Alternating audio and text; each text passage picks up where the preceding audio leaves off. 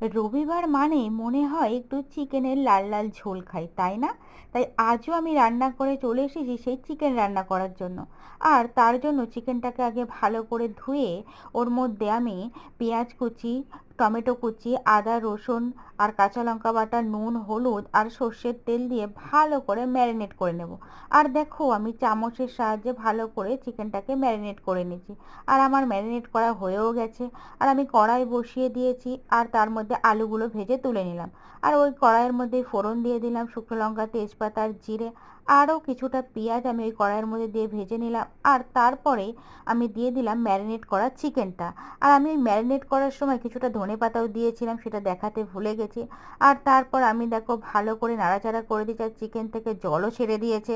আর তারপর বেশ কিছুক্ষণ কষিয়ে নিয়ে দিয়ে দিলাম আলুগুলো। আর আলুগুলো দিয়েও নাড়াচাড়া করে দিয়ে দিলাম পরিমাণ মতো জল।